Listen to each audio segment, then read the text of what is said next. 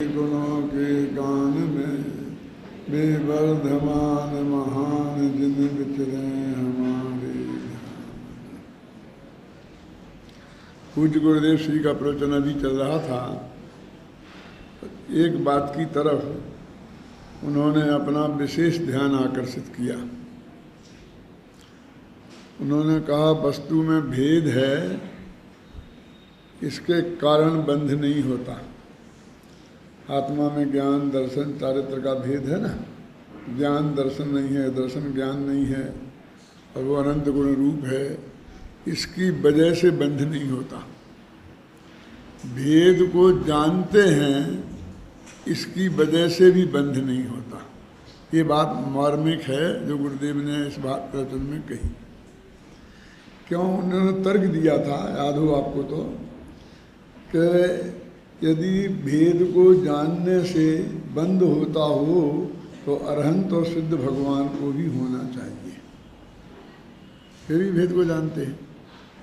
भेद वस्तु में है, उसके कारण हमारे आत्मा में ज्ञान दर्शन का भेद है, इसलिए बंद हो तो भेद तो वो अनंत काल तक रहेगा।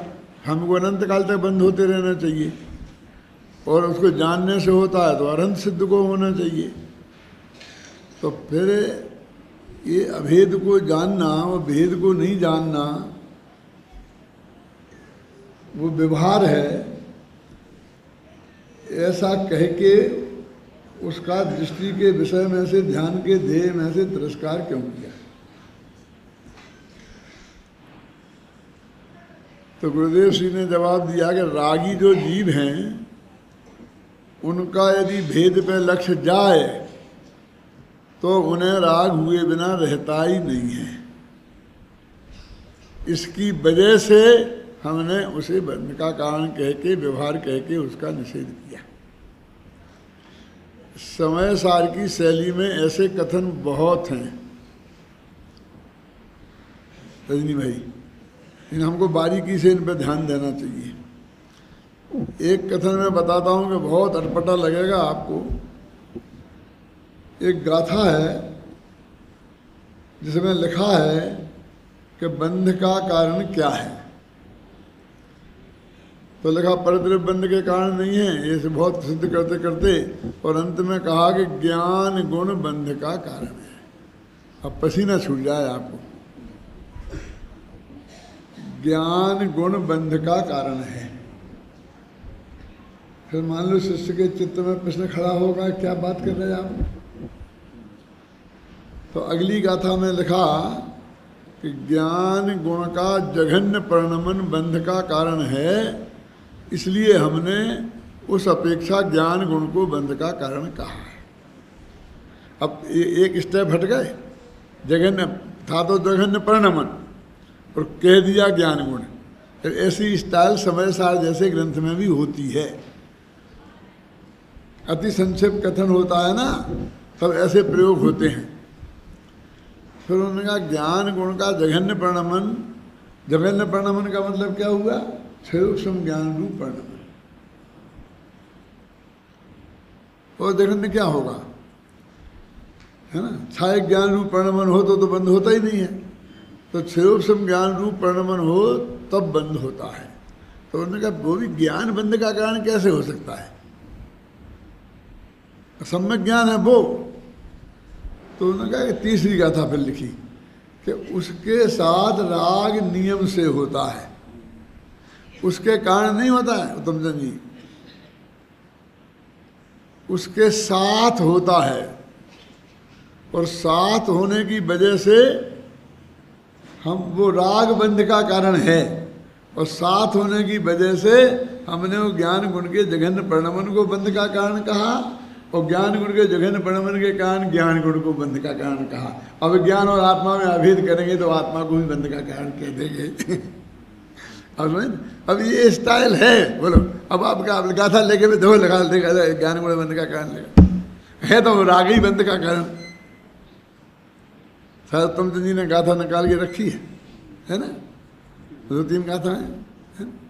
वो तो है, बहुत प्रसिद्ध प्रकरण है। मतलब सिर्फ आपको एक नमूना बताने के लिए बात कही कि भैया इसमें ज़्यादा मतलब हर किसी को सुनकर एकदम विकल्प करने की ज़्यादा ज़रूरत नहीं है। गहराई से अध्ययन करके उस कथन की अपेक्षा को समझने की अपेक्षा है। मेरे कहने का मतलब ये है कि आभीक्षण ज्ञानोपयोग चाहिए। समझे? आभीक्षण ज्ञानोपयोग मतलब समझते निरंतर ज्ञानोपयोग। शास्त्र का शब्द है, मैंने नहीं बनाया है ना। ये तीर्थंकर प्रकृति का बंध का कारण 16 कारण भावनाएं कहीं उनमें है ना शांति, 16 कारण भावनाएं उनमें है आभीक्षण ज्ञानोपयोग, निरंतर ज्ञानोपयोग। मतलब अपने हर चीज को बारीकी से समझने से वो अपने बात ख्याल में आएगी। आगम के भी ऐसे विचित्र विचित्र कथन होते हैं। तो गुरुदेव श्री जब बोल रहे थे, मैं घर पर था, तो मेरे ध्यान में वो एकदम बात आई कि गुरुदेव कहते देखो भाई, भेद बंध का कारण नहीं है, भेद का जानना भी बंध का कारण नहीं है, निरंतर सिद्ध को बंद हो जाएगा। भेद के साथ अवश्यम भावी होने वाला राग बंध का कारण है। तो ऐसा तो कहना अन्याय है कि दूध कलारन हाथ लखे मधु समझे सब ताई। कलारन एक वो जिस बोतल में वो शराब ले जाती रोजाना, उसमें ही दूध भर के ले जाएं तो सब लोग उसे शराब ही समझेंगे। समझे? ऐसे इसकी संगति से ऐसा होता है, उनके साथ में होता है तो उसके कैसे कथन होते हैं। दोनों साथ में थे, ख्याल में ही ना, इस तरह कथन हो जाता है। उसमें संगत ही गुण उपजे, और संगत ही गुण आता कि नहीं आता।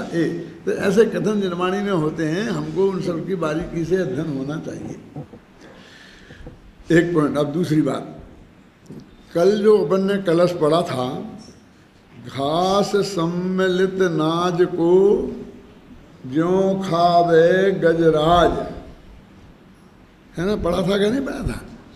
अब जरा मूल संस्कृत में देखो, गजराज शब्द किसका अर्थ है। संस्कृत जानने वाले विद्यार्थी सब तो देखो, या आप लोग भी देखने की कोशिश करो, उस श्लोक में कहीं गजराज के लिए कोई शब्द आया है क्या, हाथी के लिए कोई शब्द आया है क्या।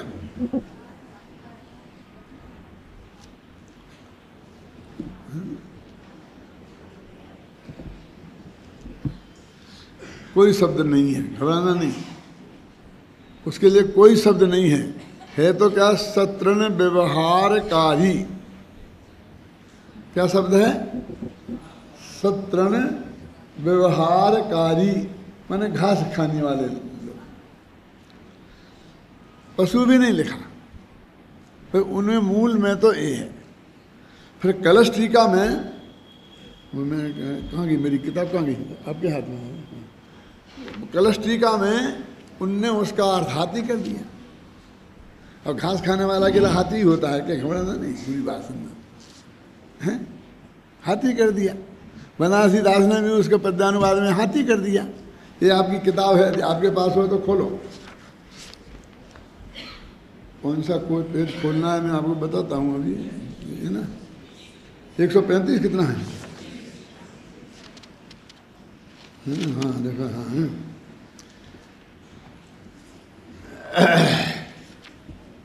137 पेज पे नीचे का पैरा पढ़ो।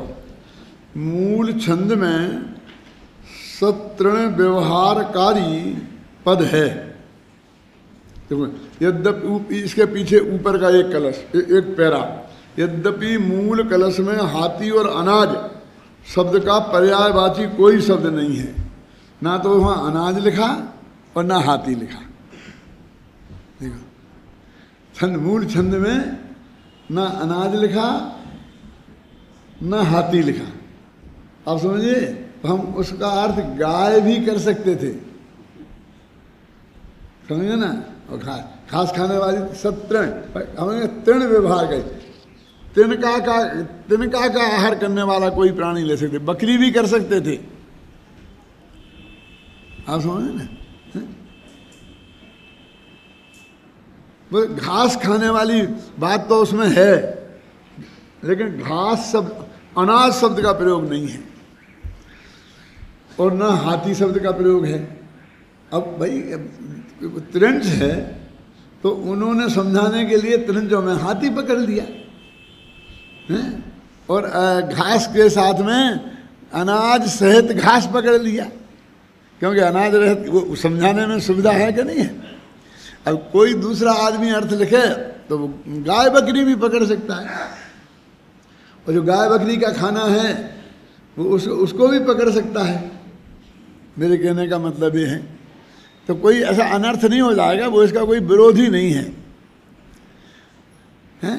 तो जब हम इसका छंद का पद्यानुवाद कर रहे थे तो बनारसी दास को देखा, कलश टीका को देखा, तो मैंने कहा जब सब एक ही लाइन पे जा रहे तो अपन भी उसी में लिखो, क्योंकि अपन को क्या इसमें कोई विरोध तो है नहीं, कोई खराब बात तो है नहीं, इसलिए हमने भी लिख दिया कि नाज सम्मिलित घास को ज्यों खावे गजराज। अब आप कह सकते हो कि साहब इसमें कहाँ गजराज है, कहाँ आपने पद्यानुवाद किया, सही नहीं किया, पद्यानुवाद सही कह सकता है। ये तो हमने अनुशीलन लिखा तो हमने उसको खोल दिया, जब लिखा ना तथापि कलश टीका के भावार्थ के रूप में इनका उदाहरण देकर समझाया है। उसी को आधार बनाकर बनारसी दास ने नाज और गजराज शब्दों का उपयोग कर स्पष्ट कर दिया है। सहज बोधगम्य होने से मैंने भी पद्यानुवाद में उनका उपयोग कर लिया है। अभी मान लो कि हमारे पास नहीं होती कलश टीका और हमारे सामने नहीं होता कौन, बनारसी दास का नाटक समय सार, तो हमारी समझ में आता तो हम दूसरा भी कोई उदाहरण निकाल सकते थे। क्यों? मेरे कहने का मतलब यह है, तो कोई हम कलश टीका कार्य के और बनारसी दास के विरोधी थोड़ी हो जाते। बात को समझानी है, किस तरीके से समझाएं, तो इस तरह की जो अपेक्षाएं होती हैं हमें उसे समझना चाहिए। कोई समझ में नहीं आती है बात तो जिसने वो प्रयोग किए हैं वो उपलब्ध हो तो उससे पूछ लेना चाहिए। मैंने बनारसी दास से पूछा, पांडे राजमल जी से पूछा, वे नहीं है, क्यों? तो नहीं से पूछ सकते, तो जो है उससे पूछ सकते हैं, कल हमसे भी नहीं पूछ सकोगे। इसलिए हमने लिख दिया इसमें कि भैया हमने इसलिए ये प्रयोग किया है, तो मैं समझना कि कोई दूसरा का कोई कारण है, इसका क्या अर्थ है। यानी मूल जो भावना है वो देखी जाती है कि जो बात समझाई जा रही है वो वही समझा रहे हैं कि कुछ और बात समझा रहे हैं। उदाहरण पलट भी जाए तो भी कोई फर्क पड़ता नहीं है। ख्याल में आई ना? अभी अपने इसके बाद का कलश चल रहा था, इसकी अपन ने ऊपर की 2 पंक्तियां छोड़ दी थी और नीचे की 2 पंक्तियों का अर्थ किया था, है ना, कि अज्ञानात् मृग तृष्ण काम जल धियाम। कहते हैं अज्ञान से ही मृग, अब ये मृग का अर्थ में भी बहुत चक्कर है। अब मृग का अर्थ अपन हर जगह हिरण करते हैं, लेकिन मृग माने हिरण होता ही नहीं है, मृग माने पशु होता है, कि मनुष्य रूपेण मृगाश्चरंती लिखा ना, तो वहाँ पशु अर्थ है, हिरण नहीं है। हिरण का क्या लेना देना, वो तो कह रहे आदमी नहीं है, पशु है। लेकिन अब जब पशु अर्थ है, अब देखो इसमें क्या हुआ कि तुलसीदास जी ने, किसी कवि ने मृग का अर्थ हिरण करके लिख दिया कि डेरे हिरण दाहिने जाएं और लंका जीत राम घर आए। समझ नहीं? अर्थ समझे कि नहीं? कि हम रास्ते में जा रहे हों और बाईं तरफ से हिरण कूद के और दाईं तरफ चला जाए हमारे सामने से, तो इतना शुभ होता है कि रामचंद्र जी के सामने से कूद के गया था क्या, तो वे लंका को जीत के घर आ गए थे। समझो, तुम्हारा काम फतेह होगा। क्या? डेरे हिरण दाहिने जाएं और लंका जीत राम घर आए। तो इसमें मालूम क्या चक्कर हुआ है कि उन्होंने मृग का अनुवाद हिरण कर दिया, जबकि मृग का अनुवाद पशु होता है। तो वो अकेले हिरण से नहीं होता है, कोई भी पशु जाए तो भी वही शगुन है। क्या मेरा तो समझ? अब आप कहते बिल्ली रास्ता काट गई, बस अब असो हो गया, असो हो गया। अरे बिल्ली भी एक पशु है, इसलिए वो भी मृग है, और बिल्ली भी बाएं से दाहिने जाए तो शुभ होती है और दाहिने से बाएं जाए तो अशुभ होती है। अब हम तो बिल्ली को अशुभ ही अशुभ मान लिया और निकला सब वहीं से, बिल्ली रास्ता काट गई, बिल्ली रास्ता काट गई। अरे वो तो सब पशुओं के लिए ही है,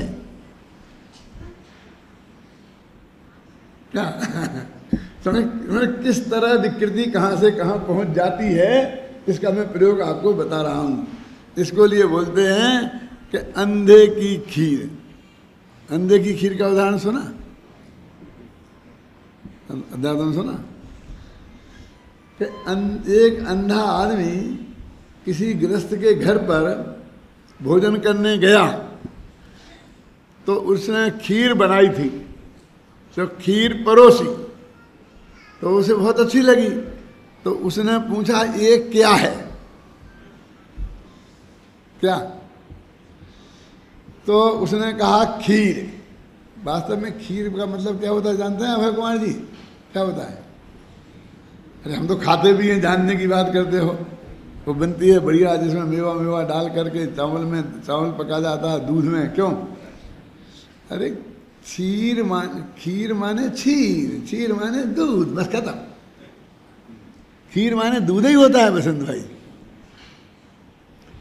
ये चावल मावल को गौण है, क्योंकि चावल नहीं डाल करके आप साबूदाना डालो, गेहूं डालो तो भी खीर बनती है नहीं, लेकिन दूध बदल जाए तो नहीं खीर कहलाएगी। वह समझ गया? फिर उसमें मेवा डालो, मसाले डालो, जो कुछ भी डालो, लेकिन असली नाम उसका क्या है? खीर। तो उसने कहा कि एक खीर है। तो सूरदास ने कभी खीर खाई नहीं थी, तो उनने पूछा भैया खीर क्या होता है? मैं जानते हूं। अरे आप नहीं जानते हैं कि खीर कैसी होती है? तो अब वो क्या बताए, एकदम उसने कह दी बगुला जैसी। ध्यान से सुनना कि बगुला जैसी। उसने तो रंग की अपेक्षा बताया ना, बगुला जैसा सफेद होता है ना, ऐसा खीर सफेद होती है। तो क्या कह दिया? बगुला जैसी। लेकिन अंधा क्या जाना बगुला कैसा होता है, जन्मांध व्यक्ति, क्योंकि वो तो रंग तो वो पहचानता ही नहीं है। क्यों? और उसने अंधे को रंग में बताया। जिस रंग को वो पहचानता ही नहीं है, उस रंग के अर्थ में बताया। तो बेचारे ने ये पूछा कि बगुला कैसा होता है? तो अब वो घबराया कि मैं फिर रंग में बताऊंगा तो अंधे को समझ में आने वाली नहीं है। तो उसने कहा कि बगुला ऐसा होता है। तो सूरदास जी ने ऐसा हाथ लगाया, ऐसा देखा, कि मैं खीर नहीं खाऊंगा। क्यों नहीं खाओगे? कि इतनी टेढ़ी खीर मैं कैसे खाऊंगा? समझे ना? इसे कहते हैं भैया ये तो बहुत टेढ़ी खीर है, ये मेरे बस की बात नहीं है। अब ये चक्कर क्यों पड़ा? कि पहले कलर की अपेक्षा खीर समझाई, फिर बगला को आकार की अपेक्षा समझाया।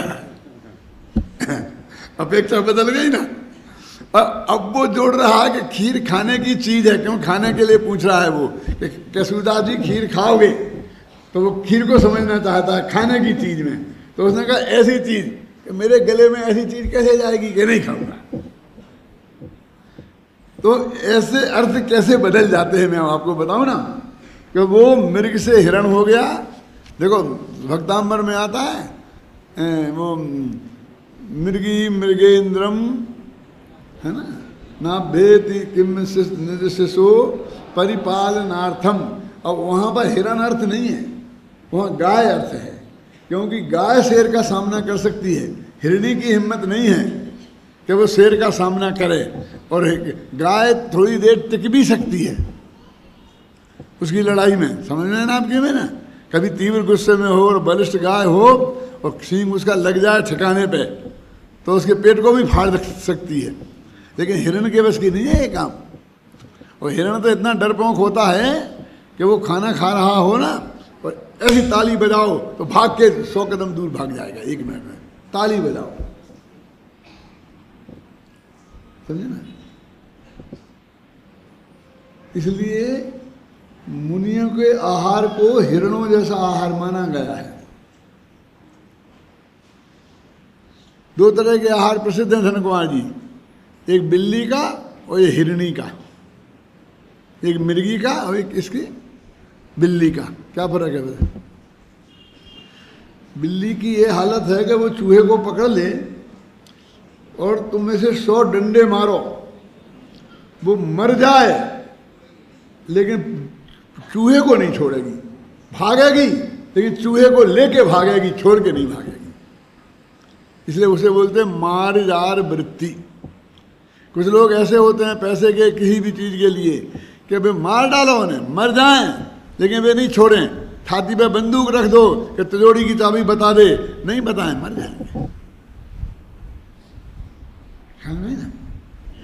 और कुछ लोग ये कहते भैया क्या बात है, लो ये ले लो ना, हमें क्या को परेशान करते हो, ले लो निकाल लो जितना सारा, कि हम पे खुलती नहीं, लाओ हम खोल देते। दोनों की वृत्ति में फर्क है क्या नहीं है? और हिरण की कैसी होती है जो बताई मैंने आपको, कि इतनी आवाज करे और भाग जाए, डंडा मारने की तो उनका नंबर ही नहीं आए। तो मुनिराज को जरा सी प्रतिकूलता कहीं देखा, एक बच्चा रो देवे आहार छोड़ के चले जाए। आप समझे ना मुनि क्यों बोलते हैं उनको वृत्ति? उनकी वृत्ति मृग जैसी क्यों होती है?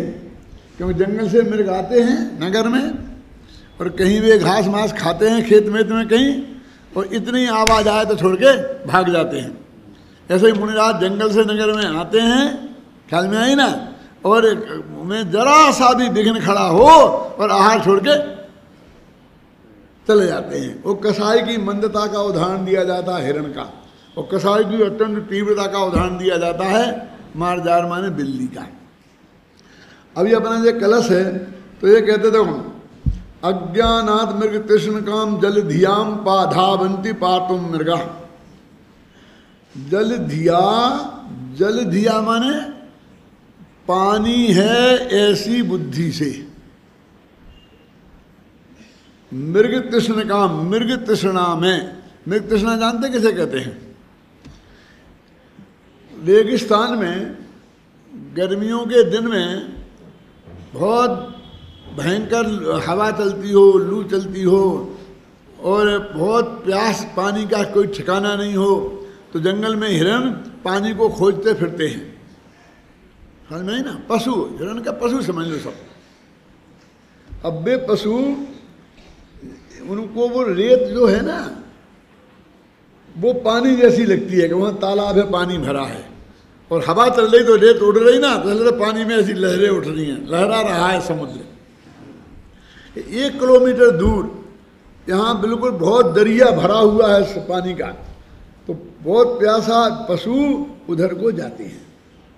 तो वहाँ तो वो है ही नहीं, तो वहाँ पहुँचते हैं तो फिर वो 1 किलोमीटर आगे दिखती है, तो फिर आगे बढ़ते हैं। ज्यों ज्यों है तो है ही नहीं, ऐसे बढ़ते बढ़ते वहाँ जंगल में फंस जाते हैं प्यास के मारे, और पानी तो मिलना नहीं है तो वे मर जाते हैं। तो ऐसा कहते हैं कि जैसे वो जंगली पशु मृग तृष्णा में, इसे मृग तृष्णा बोलते हैं, पशुओं की तृष्णा माने जो चीज़ है ही नहीं वहाँ सुख खोज की खोज।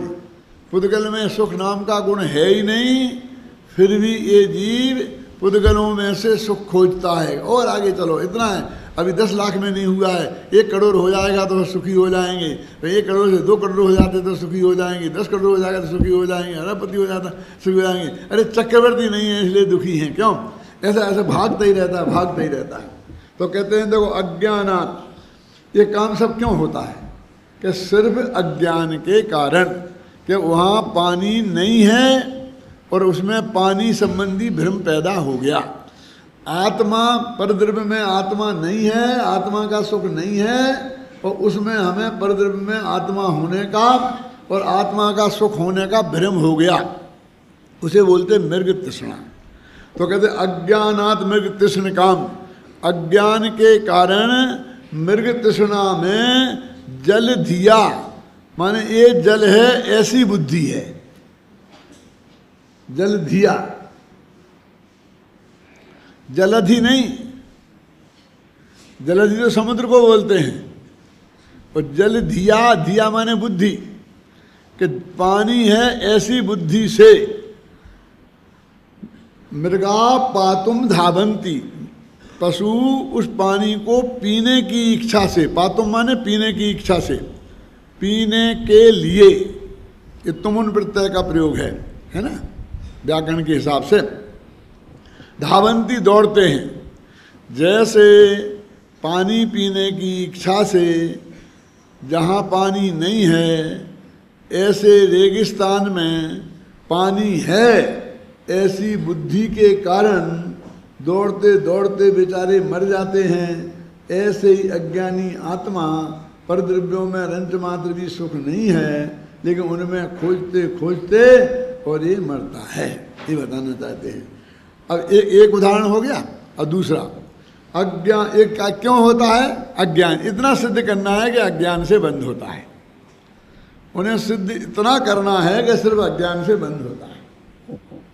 कल ही मेरे पास एक अन्ना जी के पास पत्र आया है, उन्होंने मुझे बताया था, एक बड़े विद्वान का, कि ये समय सार की गाथा में लिखा है कि मिथ्यात्व, अज्ञान और असंयम है ना, और योग, ये 4 प्रत्यय बंध के कारण है। क्या लिखा था शांति? मिथ्यात्व, अज्ञान, असंयम और 4 प्रत्यय बंध के कारण है। तो कहते कसाय नहीं लिखा बंध के कारण, ये लिखा है। क्या लिखा उत्तम चंद जी? तुम्हारे मध्य प्रदेश से ही है। कसाय बंध का कारण नहीं लिखा है इसमें। तो फिर अज्ञान का अर्थ कसाय करें क्या?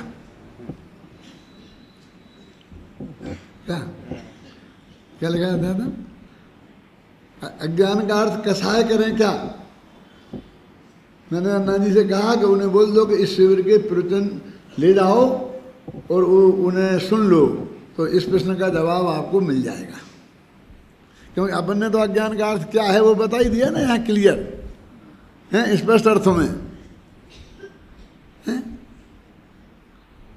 क्योंकि वहाँ ऐसी हवा चलती है उत्तम चंद जी की मध्य प्रदेश में कि कसाय से ही बंध का कारण होता है और कोई बंध का कारण है ही नहीं। योगा पैरी प्रदेशा स्थिति अनुभागा कसाय दो होंती, ख्याल में आई ना? तो इसलिए उनको लगता है तो कसाय को ही उड़ा दिया यहाँ समय सार में। वे तो एकमात्र कसाय को बंध का कारण कह रहे थे और यहाँ तो कसाय को बिल्कुल ही उड़ा दिया। तो कसाय सेफ है कि कसाय खूब कह रहे हैं? देखो अब दूसरा उदाहरण क्या है? अज्ञानात् तमसी द्रवंती भुजगा ध्यासेन राज्यौ जना। एक क्या उदाहरण है कि एक कमरे में एक आदमी अंधेरे में बैठा है और कमरे के दरवाजे पर एक रस्सी लटक रही है, जो अंदर से देखने पे ऐसा लगता है कि सांप लटक रहा है। तो लगाना से देखो, तमसी माने अंधेरे में, लगा ना? अज्ञाना तमसी माने अंधेरे में, भुजगाध्यासेन रज्जौ जना, रस्सी में सांप की कल्पना करके, भुजग के है तो रस्सी और सांप की कल्पना कर से अज्ञानात् जना द्रवंती, अज्ञान के कारण लोग आकुलित हो जाते हैं। द्रवंती माने पानी पानी हो जाते हैं, पसीना छूट जाता है। द्रवंती माने पानी छूटने लगता है, माने पसीना छूटने लगता है, इतनी आकुलता हो जाती है। ये दो यानी ये 2 काम हुए, ना तो वहाँ सांप था है ना, और ना वहाँ पानी था। अब समझे ना? तो दोनों ही ने, जो चीज है ही नहीं उसके कारण दोनों दुखी हुए। अब क्या गजब है कि काय का दुख है कि जिसका दुख है वो है ही नहीं है? ना तो वहाँ पानी है और ना यहाँ सांप है। और इससे ये भी तो क्या काय की महिमा है? दुख काय से हो रहा है? सांप से दुख हो रहा है। क्यों? सांप तो है ही नहीं, सांप से दुख कैसे हो सकता है? तो कहते अज्ञानात्, ये 2 उदाहरणों ने अज्ञान से बंध कैसे होता है, दुख कैसे होता है। देखो बंध, दुख, शोक, कर्म, ये सब एक अर्थवाची हैं, क्योंकि ये सब एक ही विकारी परिणाम है। इसलिए चाहे राग कहो तो उसमें सुख दुख भी आ जाते हैं संसार के, मिथ्यात्व कहो तो आ जाते हैं, सब एक दूसरे से जुड़े हुए हैं, समझे? तो कहते ये सब अज्ञान के कारण हो रहा है। वहाँ पर सांप माप नहीं है, लेकिन सांप का भ्रम है, इसके लिए उसको ऐसा भ्रम हो रहा है। तो कहते हैं ये दो उदाहरणों ने कि अज्ञान से बंध कैसे होता है ये सिद्ध करने के लिए दिए। अभी मेरी बात ये है कि अज्ञान माने क्या है, भूल गए? अभी तो शिविर खत्म ही नहीं हुआ। हाँ, अज्ञान माने मिथ्यात्व, मिथ्या दर्शन, मिथ्या ज्ञान और मिथ्या चारित्र, इस शब्द में है अज्ञान। भूल जाते हैं, अब बस अज्ञान माने नहीं जाना, अज्ञान माने नहीं जानना, अज्ञान माने नहीं जानना। जानने में, उदाहरण में तो नहीं जानने जैसी बात है। लेकिन यहाँ तीनों गुण हो गए, कौन कौन से? क्योंकि उन्हें ज्ञान नहीं है, तो ये हो गया नहीं जानने रूप मिथ्या ज्ञान। और उल्टा ज्ञान, ज्ञान नहीं है, कहाँ है? ये ऐसा है कि रस्सी में सांप का ज्ञान है ना, तो मिथ्या ज्ञान भी है और मिथ्या श्रद्धा है कि बिल्कुल सांप ही है और वो कांप रहा है, ये परिणति भी है, तो तीनों ही है ना। वो दुख का कारण अकेला अज्ञान, अकेले ज्ञान गुण का परिणमन नहीं हो रहा है। क्या समझे पुरुषोत्तम बाबू? वो यहाँ तीनों लगाना, जरा सोचना। इसके कारण ये होता है दुख। मेरा पॉइंट समझ गया ना आपके ना? अब देखिए ये दो उदाहरण क्यों दिए, बोलो, सोचो अध्यात्म। तो अगर किताब नहीं है, एक दिया रस्सी का और सांप का, दूसरा दिया मृग तृष्णा का। तो एक है राग का उदाहरण और एक है द्वेष का उदाहरण, और अज्ञान तो है ही अज्ञान पूर्वक, अज्ञान पूर्वक राग द्वेष माने मिथ्यात्व पूर्वक राग द्वेष। मैं समझ गया ना, बेबंध के कारण है। तो राग का उदाहरण कौन सा है और द्वेष का कौन सा है? मृग वाला कौन सा है, राग का क्या द्वेष का? राग का। और सांप वाला कौन सा है? क्यों? उसमें किस पे गुस्सा आ रहा है उसे? वो किससे द्वेष कर रहा है? अरे भाई 25 कसायों में, महेंद्र भाई 25 कसायों में 12 कसाएं द्वेष रूप हैं और 13 कसाएं राग रूप हैं। तो द्वेष रूप कौन कौन है? 4 प्रकार का क्रोध, 4 प्रकार का मान और अरति और भय, जुगुप्सा और एक और है शोक। ये 12 कसाएं द्वेष रूप हैं और 4 प्रकार की माया, 4 प्रकार का लोभ और 3 प्रकार के वेद, स्त्री पुरुष नपुंसक वेद, और हास्य और रति, ये 13 कसाएं राग रूप हैं। तो डर रहा ना, तो द्वेष हो रहा। अब डरने को अपन द्वेष मानते ही नहीं, अब क्या करें? कैसा वैसे बहुत द्वेष है, कहाँ है देश? जो थर थर कांप रहा ना, ये बेचारा डर रहा है, उसे काय को देश में से। अरे देश, तुम देश का अर्थ ही नहीं समझते, हम क्या करें? ये देश में ये 12 चीजें हैं। वो सब देश, वो बहुत रो रहा है, उसे देश का है, वो तो बेचारा आंसू टपका, तो शोक भी दोष में है, वो तो भाई उधर उनकी तरफ देखता ही नहीं है। ये अरति भी देश में है। तो एक उदाहरण दिया राग का, एक उदाहरण दिया द्वेष का, और अज्ञान दोनों में, तो तीनों चीजें हो गई ना, मोह राग द्वेष। अब ये छंद पढ़ते हैं। अज्ञान से ही भागते मृग रेत को जल मान कर, अज्ञान से ही डरे तम में, ज्ञानमय है जीव पर,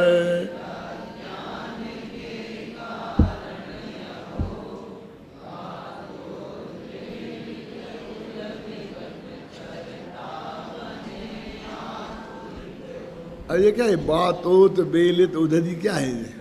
संस्कृत में पढ़ा है, देखो कहाँ लिखा?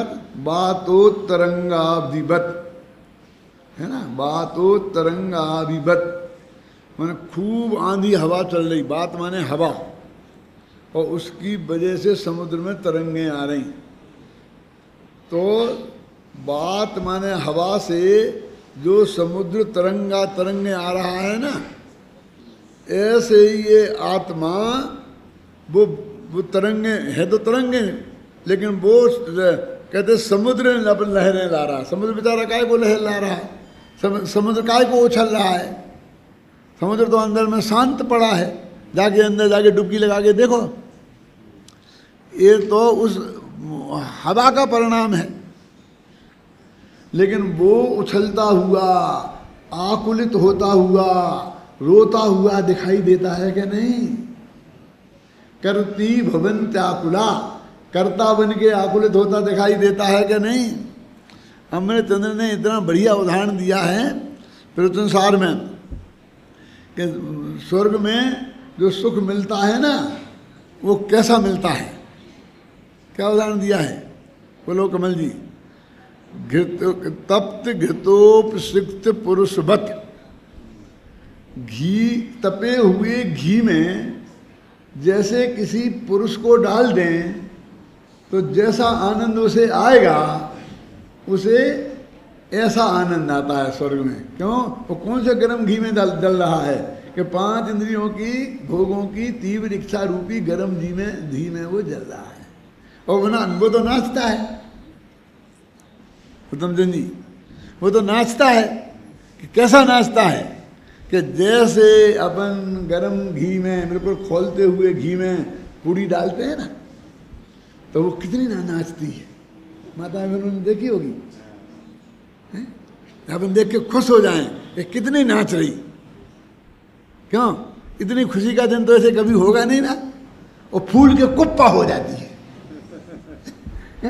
बोलो, और उसकी सुख का कोई ठिकाना है? अरे वो नाच रही है, वो फूल के कुप्पा हो गई है। ये अनंत दुख का सूचक है कि अनंत सुख का सूचक है। ऐसे ये जगत के जीव ये नाच रहे हो, फूल के कुप्पा हो रहे हैं। ख्याल में आई ना? ये फूल के कुप्पा हो रहे हैं, ये ऐसा सुख है। अमृतचंद्राचार्य ने लिखा है? वो तो कल किसी आदमी ने मेरे उदाहरण को यहाँ दोहराया था, आपने सुना दादा? कौन था मुझे पता नहीं। वो कह रहा था कि दादा सुनाते हैं कि भूट बलद भैंसा भयो, तापे लदियो भार अपार हो, नहीं चाल लो तब गिर पड़ो, पापी दे सोटन की। मैं ऊँट हुआ, बैल हुआ, भैंसा हुआ। तापे लदियो भार अपार हो, मैं अपार भार लादा, फिर मैं नहीं चल पड़ा। तो वो पापी जो था ना, कौन गाड़ी बांध, उसने छोटे मारे। ऊँट बलद भैंसा भयो, तापे लदियो भार अपार हो, और नहीं चाल लो जठे गिर पड़ो, तो पापी दे सोटन की मारो मारो मारो, आज के आनंद की जय। कहाँ से आनंद आ रहा है? खुश फूल के कुप्पा हो रहा है। अरे इस मूर्ख को मुंह से शब्द क्या निकल रहे, उनका भाव ही ख्याल में नहीं है। ये तो पिटाई का वर्णन है। क्या महेंद्र भाई, तुम्हारे दाऊ थे ना, हमारे मौसा जी, वो आदिनाथ भगवान की वेदी पे जाकर, और जब ये रोजाना पूजा करते थे तो आंख में उसके आंसू ढरते थे, सारे शरीर से पसीना ढरता था। सैकड़ों दफे हमने देखा है। अब कहते थे पंडित जी आज की पूजा में तो आनंद आ गया। हमारे मौसा जी थे, महेंद्र भाई के मतलब दादाजी थे, इनके पिताजी के चाचा जी। क्या है, काय में आनंद आ गया। वो ये लिखा है, देखो क्या, बादोद बेलित उदधिबत करता बने आकुलित हो। वे कर्ता बनते हैं और अनंत आकुलता को भेजते हैं। ये अज्ञान माने मिथ्या दर्शन, मिथ्या ज्ञान और मिथ्या चारित्र का ये फल है। ये इस कलश में बताया गया है। अब दूसरा अगला कलश है, देखो।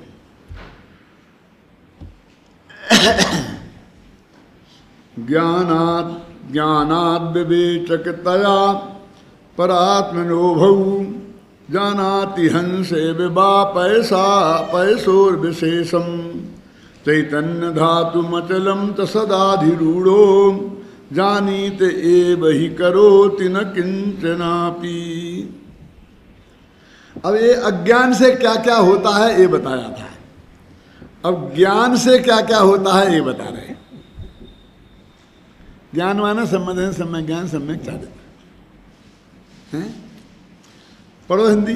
दूध जल में भेद जान,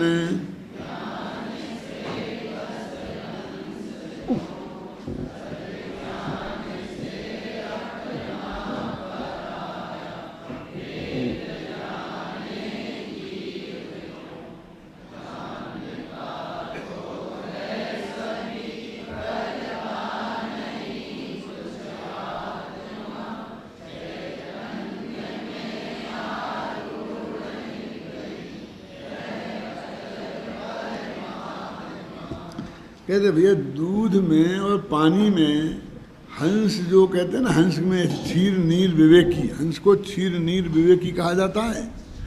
उसमें तो कोई दम नहीं है, और हमारे कवियों ने उदाहरण बना लिया है।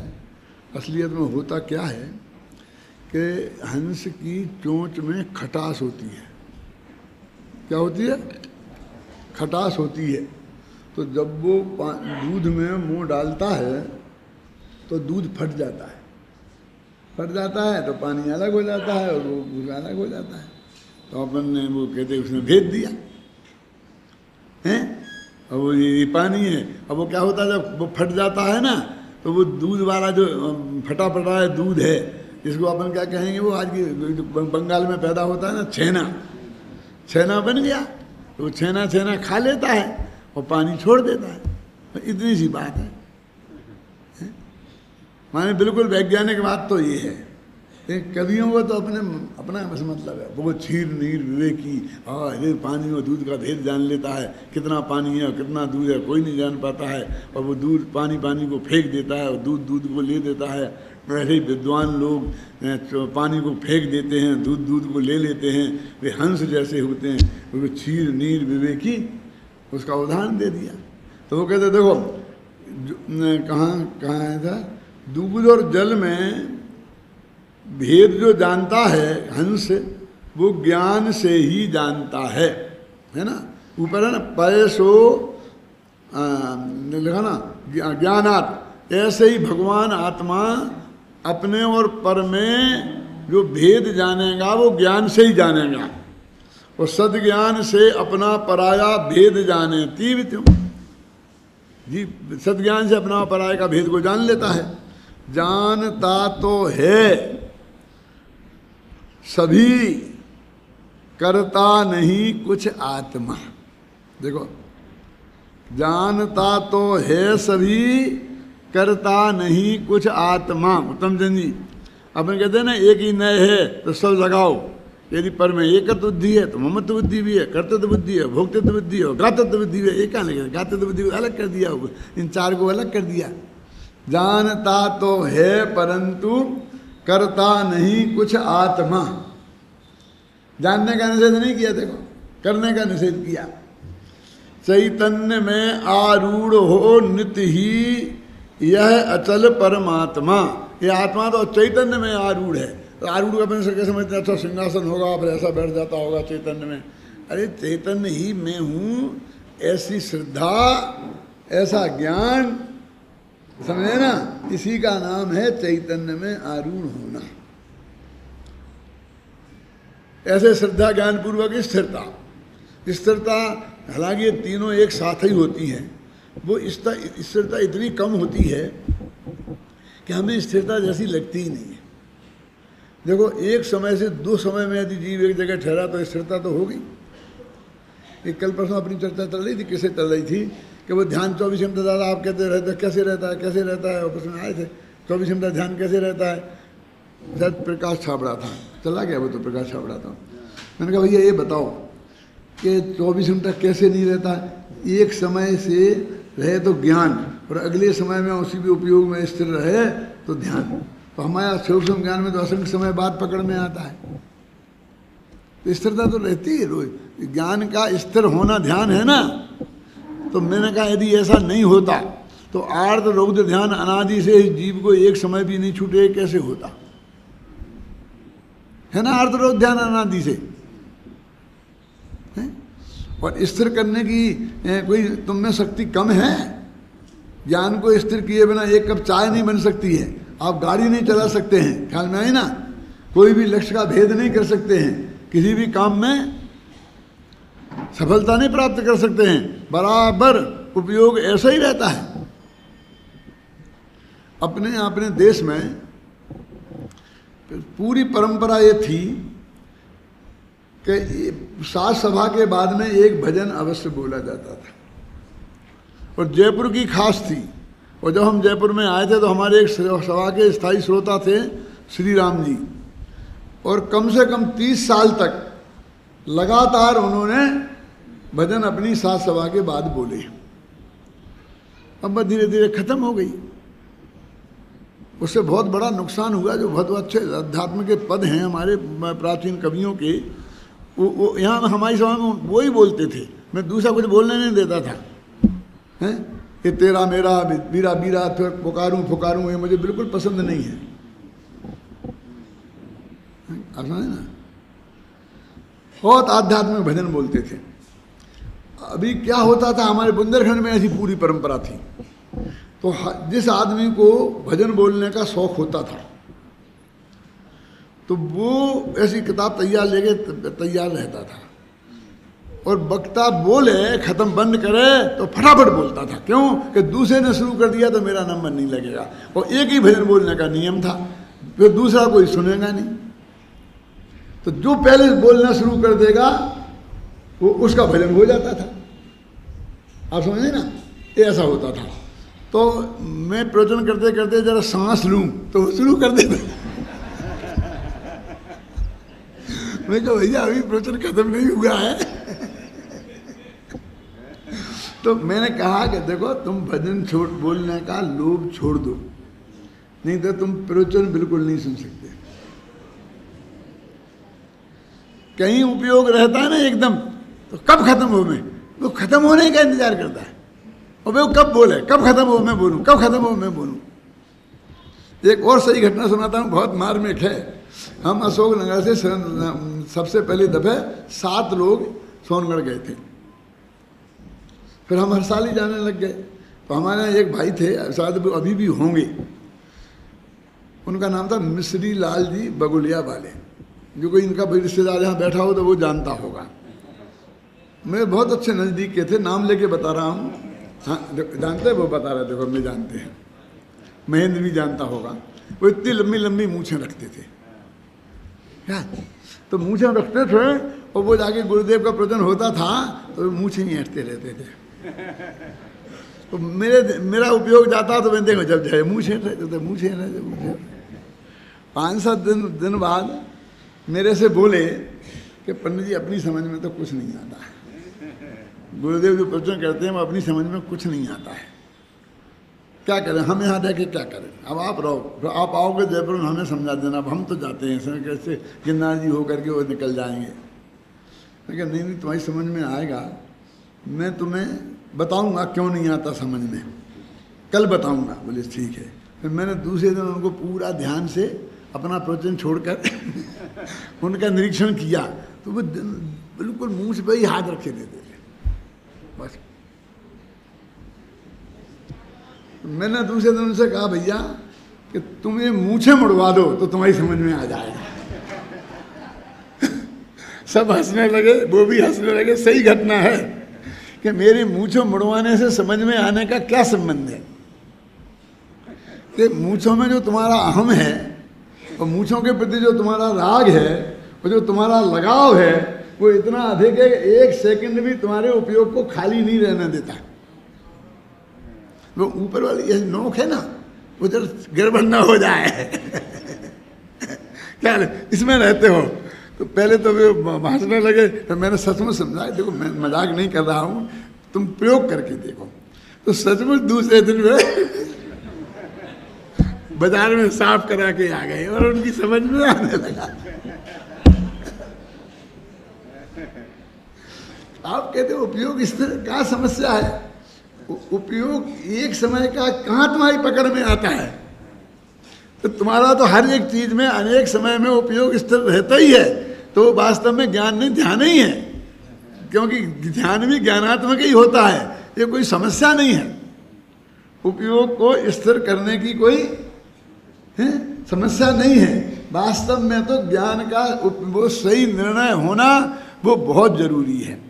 देखो अभी मैंने बोला ना कि मैं एक लगातार चलाऊंगा प्रवचन 2 तारीख तक, ये तुम भी जाना कल से, भूल मत जाना। अभी मैं आपको 6 कलश सुनाना चाहता हूँ, अपने पास सिर्फ 4 मिनट हैं, तो वो 6 कलश मैं आपको सुनाना चाहता हूँ। बहुत अच्छे हैं और उत्तम चंद जी जो प्रवचन कर रहे हैं उनसे ही संबंधित हैं, उस विषय से संबंधित, लेकिन बहुत अच्छे हैं कि मुझे बहुत याद आ रही थी उनकी, उत्तम चंद जी का प्रवचन सुन सुन करके। तो आपके हाथ में जो एक किताब है ना, 104 पेज निकालो इसका, और 2 अच्छे गले वाले लड़के इधर आओ। अच्छा गला और ढंग से गा सकते हो, शुद्ध पढ़ सकते हो, अच्छे गले वाले भेद विज्ञान संबंधी कलश हैं, और वो उनका एक जो धारा प्रवाह है जो है, ये संवर अधिकार के कलश हैं। कौन आया है? हाँ, कोई नहीं है? आ रहा है? आओ जल्दी जल्दी आओ। अच्छे गले वाले आप अपनी अपनी किताब में निकाल लो, और बस ये पढ़ के सुनाएगा आपको, और आप उसका रस लो। जो उत्तम चंद जी वाला प्रकरण है वो भी आज समाप्त हो गया ना, और उसमें वही है, बहुत मार्मिक है। बोलो सुनाओ। हाँ, ये ना कौन, रोला रोला, ये रोला है ना। हाँ हाँ, देखो अपनी, हाँ बता दो पेज नंबर वगैरह। 104, हाँ नंबर 127, पेज नंबर 104, नंबर 127। हाँ। भेद ज्ञान के इस अविरल धारा प्रवाह से कैसे भी कर प्राप्त करें जो शुद्धात्म को, और निरंतर उसमें ही फिर होता जावे, पर परिणति को त्याग निरंतर शुद्ध हो जावे। भेद ज्ञान की महिमा रत को शुद्ध तत्व की उपलब्धि निश्चित हो जावे। शुद्ध तत्व की उपलब्धि होने पर उसके अति शीघ्र ही सब कर्मों का क्षय हो जावे। आत्म तत्व की उपलब्धि हो वेद ज्ञान से, आत्म तत्व की उपलब्धि से संवर होता। इसीलिए तो सच्चे दिल से निज प्रति करना, अरे भव जन भव भावना भेद ज्ञान की।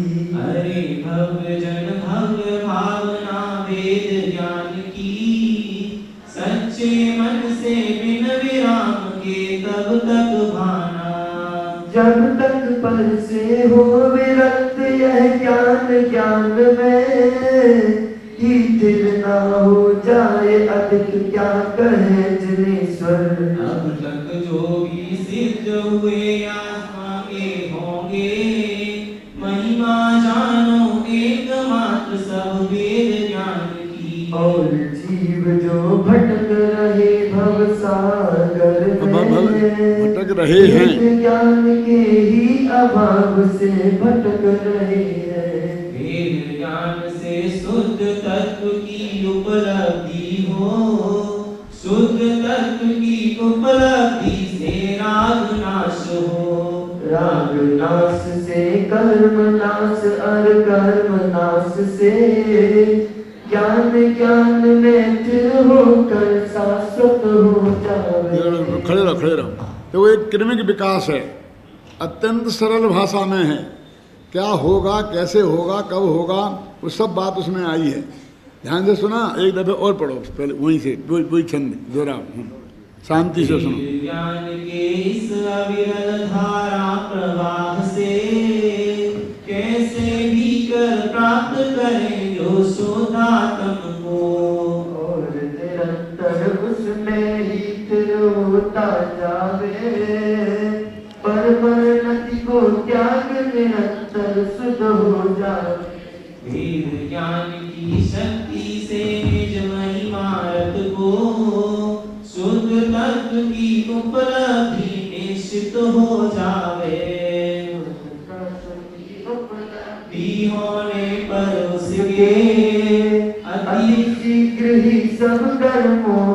क्षय हो जावे। आत्म तत्व की उपलब्धि हो वेद ज्ञान से, आत्म तत्व की उपलब्धि से संवर होता। ये तो सत्य दिल से निज प्रति करना। अरे भव्य जन भव्य भावना वेद ज्ञान की, अरे भव्य जन भव्य भावना वेद ज्ञान की, सच्चे मन से बिन विराम तब तक तक भाना। जब तक बरसे हो विरक्त यह ज्ञान ज्ञान में, ही थिर ना हो जाए अधिक क्या कहे जिनेश्वर। अब तक जो भी सिद्ध हुए या आगे होंगे, महिमा जानो एकमात्र सब वेद ज्ञान की। और जीव जो भटक रहे हैं भव सागर में, वेद ज्ञान के ही अभाव से भटक रहे हैं। वेद ज्ञान से शुद्ध तत्व की उपलब्धि हो, शुद्ध तत्व की उपलब्धि से राग नाश हो। राग नाश से कर्म नाश अकर्म नाश से, ज्ञान ज्ञान में स्थिर होकर शाश्वत हो जावे। बहुत बढ़िया।